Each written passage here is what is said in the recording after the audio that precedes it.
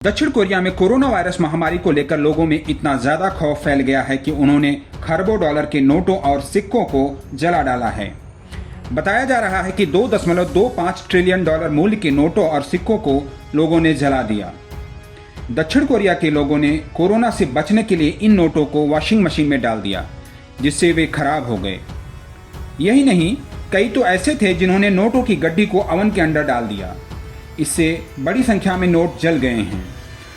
अब दक्षिण कोरिया के रिजर्व बैंक को इन खरबों डॉलर के नोटों से जूझना पड़ रहा है। दक्षिण कोरिया के रिजर्व बैंक कहे जाने वाले बैंक ऑफ कोरिया ने शुक्रवार को कहा कि पिछले 6 महीने में वर्ष 2019 की अपेक्षा लोगों ने 3 गुना ज्यादा जले हुए नोट बदले हैं। बैंक ने कहा कि इस वृद्धि के पीछे सबसे बड़ी वजह कोरोना वायरस का खौफ है।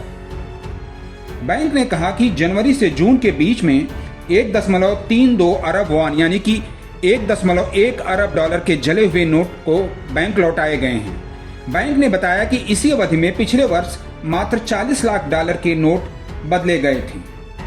कोरियाई बैंक ने कहा कि इस साल ओवन के अंदर नोटों को जलाने के मामले काफी ज्यादा आ रहे हैं। बैंक का इशारा इस ओर था कि लोगों ने नोटों से कोरोना वायरस के फैलने के डर से इन नोटों को ओवन के अंदर डाल दिया। बैंक ने बताया कि वर्ष 2020 के पहले 6 महीने में कुल 2.69 ट्रिलियन वॉन यानी 2.25 ट्रिलियन डॉलर के मूल्य के कटे फटे और जले हुए नोट तथा सिक्के बरामद हुए हैं। इन नोटों और सिक्कों को गर्म करने के लिए माइक्रोवेव्स और ओवन के अलावा वॉशिंग मशीन का इस्तेमाल किया गया। बैंक ने एक उदाहरण देते हुए बताया कि उम नाम के एक व्यक्ति ने 35.5 मिलियन वॉन यानी 30,000 डॉलर के नोट बदले। इसे उसने वॉशिंग मशीन के अंदर डाल दिया था। इसमें से को केवल 22.9 मिलियन वॉन ही मिले। इससे उसकी 35% मूल धनराशि नष्ट हो गई।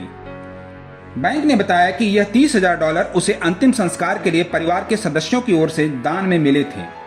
नोटों के जलने से उनकी टेंशन काफी बढ़ गई है। इसी तरीके के एक अन्य मामले में किम नाम के एक शख्स ने 5.2 मिलियन वॉन माइक्रोवेव के अंदर डाल दिए। दरअसल किम को उम्मीद थी कि अगर नोटों को माइक्रोवेव्स के अंदर डाल दिया जाएगा तो उस पर मौजूद कोरोना वायरस मर जाएगा। किम का भाग्य अच्छा था और उनके ज्यादातर नोट उन्हें सही सलामत मिल गए।